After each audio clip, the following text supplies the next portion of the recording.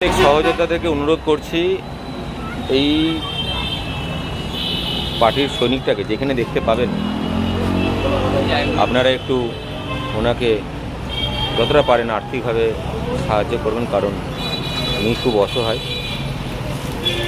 আমি আমার সাধ্যমতো চেষ্টা করেছি, আমাদের টাউন মণ্ডলের সভাপতি উনিও করেছেন, এবং ওখানে আমাদের কার্যকর্তারা যারা ছিলেন, সঞ্জিত খেলা থেকে শুরু করে সবাই সাধ্যমতো চেষ্টা করেছে, এবং আপনারা একটু সহযোগিতা করবেন যাতে ওনার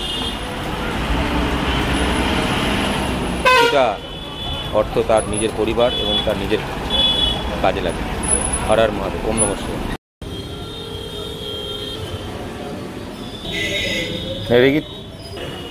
একটু আগে যে ফটোগুলো তুলছিলাম, এটি একটি আমাদের ভারতীয় জনতা পার্টির সৈনিক। তৎকালীন সিপিএমের সময় তার হাত দুটো কেটে বাদ দিয়ে দেয়, হাতের যে পাঞ্জাগুলো কেটে বাদ দিয়ে দেয়। আমাদের আরামবাগ লোকসভার অধীনেই বাড়ি, এবং দাদা এসছে। আমার দেখার পর আমার মানসিকভাবে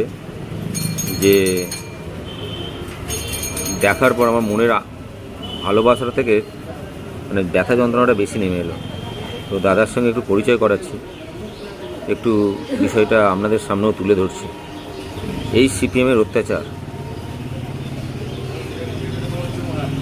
আর একই পাতে শুরু হয়েছে পুনরায়। জনগণ এগুলো বরদাস্ত করবে না, করেনি, তাই টিএমসি থেকে সিপিএম সব কিছু পরিত্যাগ করেছে। কেশপুর, পশ্চিম মেদিনীপুর। তৎকালীন যুগে অটল বিহারী বাজপেয়ী প্রধানমন্ত্রী,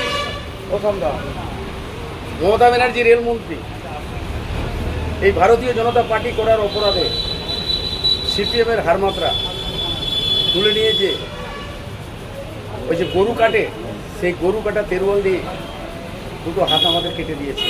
অপরাধ আমরা বিজেপি করি, কারণ আমাদেরকে প্রদীপ লতা মহাশয় এবং আমার শালবনির এমএলএ সাহেব যথেষ্ট পরিমাণে আমাদেরকে গেলে সহযোগিতা করেছে, এবং আমাদেরকে শুভেন্দুবাবুর কাছে নিয়ে গিয়েছিলেন, কাগজপত্র আমরা জমা দিয়েছি। তো উনি আশ্বাস দিয়েছেন।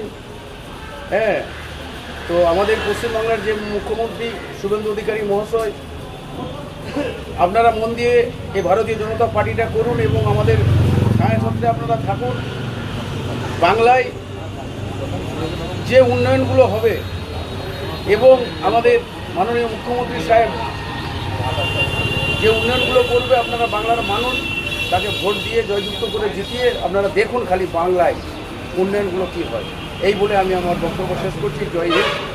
ভারতীয় জনতা পার্টি, আমাদের অটল বিহারী বাজপেয়ী প্রধানমন্ত্রী এবং ভারতীয় নরেন্দ্র মোদী মহাশয় ভারতবর্ষের প্রধানমন্ত্রী।